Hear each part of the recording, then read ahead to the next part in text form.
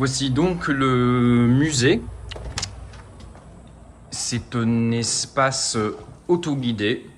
Et l'idée ici, c'était de diviser ou de montrer l'idée d'une communauté esclavisée. Parce que jusqu'à très récemment, quand on abordait le sujet de l'esclavage dans les plantations, on parlait tout simplement, où les esclaves étaient mentionnés comme un groupe un peu à part, abstrait, sans avoir donné de sens à ce que ces gens vivaient, de comment la société était hiérarchisée, avec, comme ça ici on voit, la répartition des tâches, comme il y avait des gens qui étaient spécialistes de la maçonnerie par exemple, ou des cordonniers, ou la santé, comment tout cela se pratiquait avec avec la médecine traditionnelle, etc., comme on voit ici. Et donc tous les panneaux, comme tu le vois, sont en anglais. Voilà. Mais on voit aussi la religion avec chose intéressante aussi, parce que nous sommes sur un territoire catholique. Très souvent, les esclaves aussi étaient baptisés, donc des prêtres itinérants passaient dans les différentes plantations pour faire des baptêmes de groupe des esclaves, etc. Parce que la famille ici, la famille propriétaire était blanche et catholique. On a toute cette partie-là également. À la venue, à partir des années 1820 en Louisiane, d'esclaves américains. Et donc on fait toujours cette distinction entre les esclaves créoles et les esclaves américains. Les esclaves créoles sont nés ici, sont de langue française ou créole et catholique, et les esclaves américains ont été emmenés ici depuis le sud américain, donc le vieux sud américain comme on l'appelle. Et eux, pour la plupart, évidemment, ils étaient protestants parce que venant de territoires anglophones et protestants. Voilà la partie agriculture.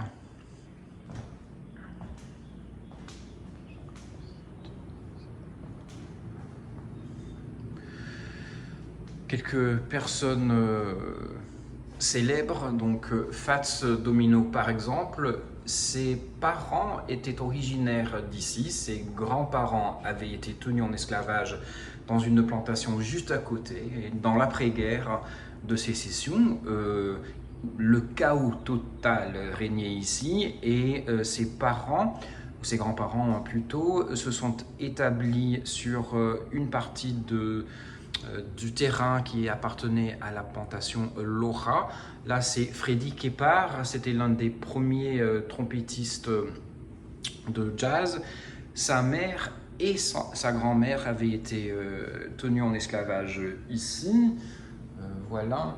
Nous avons toute une partie sur les hommes, les anciens esclaves d'ici, qui pendant la guerre de sécession sont partis de la plantation pour combattre du côté de l'armée de l'Union, donc l'armée nordiste. Une chose que beaucoup de gens ne comprennent pas maintenant, c'est que dans beaucoup de cas, ces afro-descendants, ces anciens esclaves n'étaient pas anglophones, ils étaient à la base créolophones. Ce qui a causé beaucoup de problèmes pour eux après la guerre de sécession, fin 19e, début 20e, quand ils essayaient d'avoir des pensions d'anciens combattants. Je vais en parler en fait lors d'un colloque à Bordeaux l'année prochaine. Je pense que je t'en ai déjà parlé. Il y a toute la partie de la guerre de sécession. Il y a également cette partie-ci avec la vie dans la maison, les esclaves qui travaillaient dans la maison, mais aussi toute cette partie de comment les gens étaient habillés, étaient nourris, etc. Et nous avons également toute la partie de cette histoire d'un esclave ou d'une esclave qui a porté des enfants pour le maître de la maison. Et là, vous voyez cela aussi, il y a des visiteurs qui viennent d'arriver dans dans le musée. Certaines biographies aussi, parce qu'après la guerre de sécession, une partie de la famille est repartie en France. Et voilà que nous sommes en contact avec les descendants de cette partie de la famille qui est repartie en France. Et dans beaucoup de cas, dans la plupart des cas ici, toutes les photos que l'on voit, les photos de personnes, sont des photos représentatives de gens, mais ce n'est pas des gens qui étaient esclavisés ici. Cette pièce, on a des transferts de propriété. Donc ce sont des actes notariés de transfert de propriété humaine, donc vente et achat d'esclaves.